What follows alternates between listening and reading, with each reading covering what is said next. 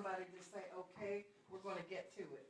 And, you know, I have to say, it may be a week or so, but if you bear with us, but they're okay with that. As long as somebody is, you know, they can talk to somebody now, so they get that warm and fuzzy kind of feeling. So I think that's what they appreciate most of all. And so I enjoy working with Department of Public Works for that reason, to kind of be that person to say, hey, I'm a Wilkinsburg resident too, and before working here, I thought, where are they? Why are they picking up my recycling late? Or, you know, what's going on with the leaves? But now that I'm there, I understand a lot more. So I'm trying to kind of just help everybody else. Kind of just calm down a little bit, you know. We care about you and we're going to get to you.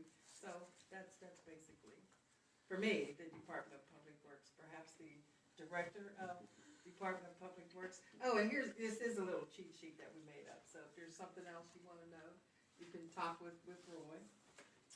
That's it for us. Like many communities of this, we talked about the economic downturns that happened in many of the Steel Valley communities. Wilkinsburg was certainly subject to that. And what happened was you had an infrastructure that's built for a lot more people and a lot more people paying taxes. And the infrastructure didn't go away, but the people left. So the people who were paying taxes and able to sustain this infrastructure are gone. So I would imagine, I think Wilkinsburg at its peak was well over 25,000 people. And so now we're at a 30% population loss to pay those bills.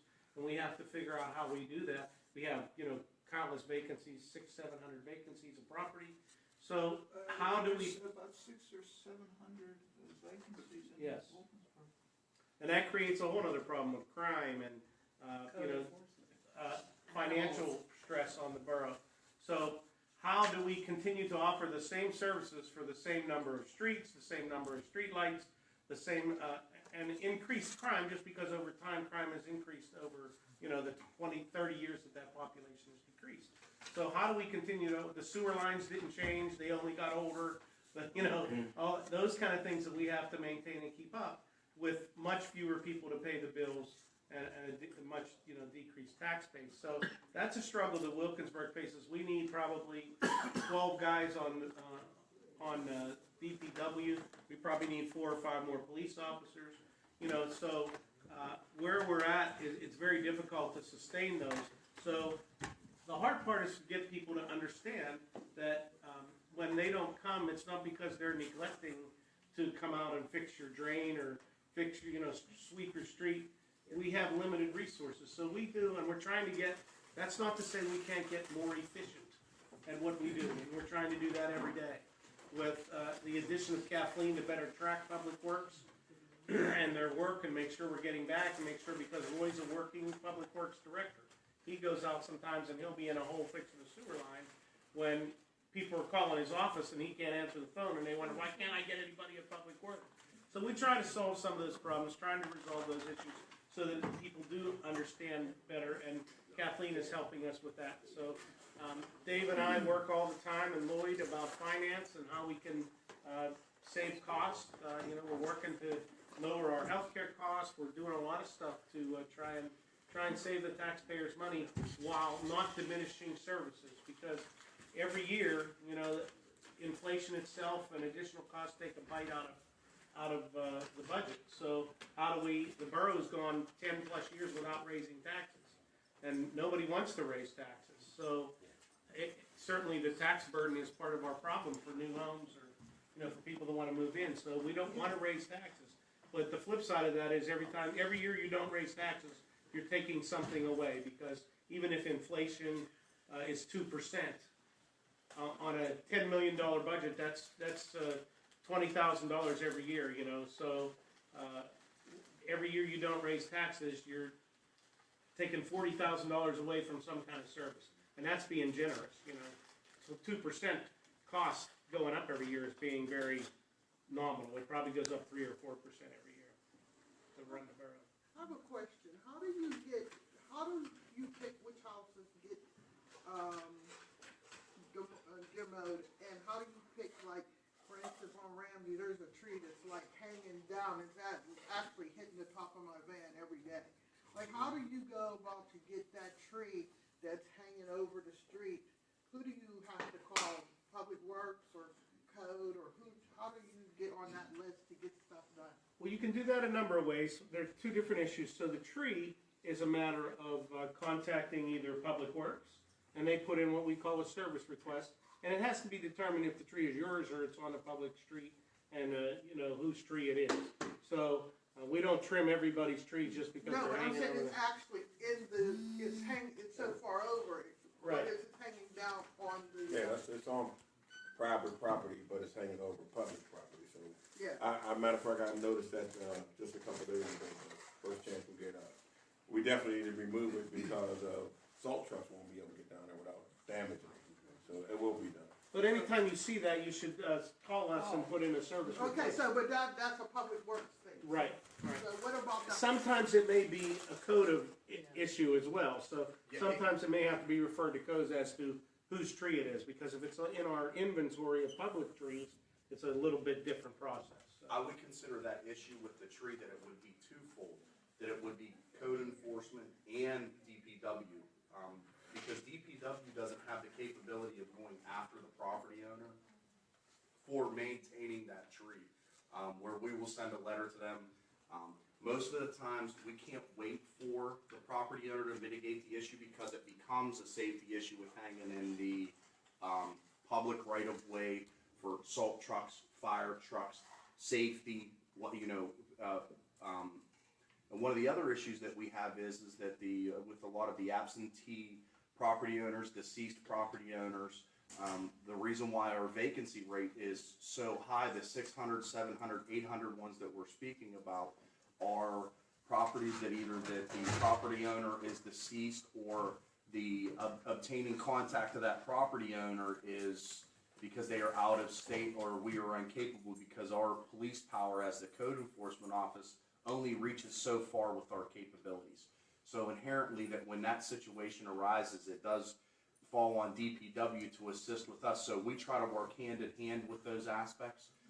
To speak to the how we decide for the demolitions, it's kind of a priority-based system that where we would call it property triage, so to speak. That would be that we have the worst properties that we try to go after first for demolition, that we would consider the highest priority and health and safety issue. That is on the side of the emergency demolition aspect. Now the other capability for the demolitions would either be one for private development purposes that an individual would go after, or a long-term capital planning project that the borough would ensue upon, that would be focused demolitions or focused blight removal. So it plays in a couple different factors, but the dangerous structures for the aspect of it, it's just as easy as a code officer going out and performing an inspection and seeing major structural defects or an unhealth or unsafe environment, that they can actually place a demolition order on a property for a private property owner to have them abate the problem. Two questions. One, what is your name? And two, what do you do for like the rodents and whatever that's in there that capturing me? The rodents and groundhogs or whatever it is, raccoons or whatever that's in that property, that once you demo it, it's not like spreading to our property. First, my name is Eric Parrish. I'm the Director of Code Enforcement. I apologize for my tardiness for being late. I was out meeting with other individuals for building permit issues. Let's talk about for the demolitions beforehand. A lot of the people have issues with it. They say, we know that this is going to displace rats, raccoons, mice, and those types of things. Right. We have it built into our demolition bid specs that the contractor for the demolitions are required to bait for rats and mice. And I actually meet with those individuals when they do that to confirm to see that they are using rats or mice. Rat or mice bait, and that they are placing it in location, and they're not just throwing a little bit here, that they're actually doing enough baiting that would solve the problem. After the fact, currently I consider it two issues. The one would be for the wild animal. Let's talk about raccoons, groundhogs, those types of things.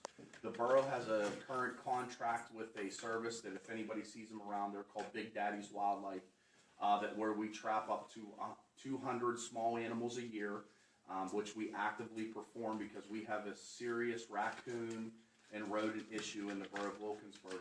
And currently, for the purpose of public safety on borough property and in the vacant, dilapidated properties, we are placing rat bait in areas for that to do that and respond to the complaints for that.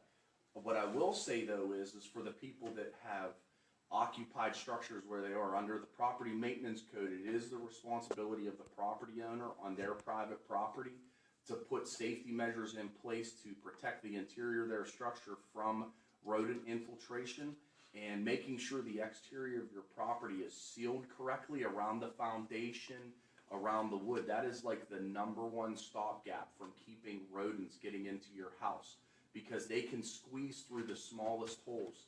The spray foam, expansion foam that you could go buy for a relatively cheap price at Home Depot, Lowe's, one of those, home stores, just going around before the weather gets bad in the summer and spraying those cracks and making sure it's sealed, or buying a small bag of hydraulic cement, mixing it up and putting it over those holes. The dividends that will pay to protect the interior of your home from those type of rodents are immense. The other aspect of it is for one, don't give the rodents something to feed upon. Make sure you place your garbage in garbage cans. Make sure it has a properly sealed lid. Aside from that being required under our ordinances, that is one of the other stopgaps for it. So any property owner that does have a rodent problem on their property, it is very easily obtainable for the types of bait that you could go to Home Depot and Lowe's at a very cheap price for that, and that place them out. But before you move forward with anything on your own home for private protection of that, seal your property completely and make sure that is done, and make sure your garbage is put in cans with the proper lids.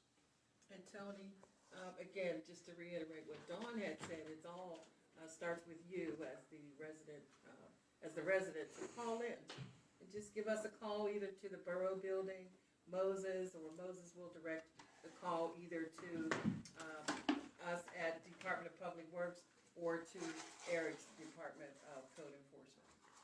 May I ask a Just question? give a call.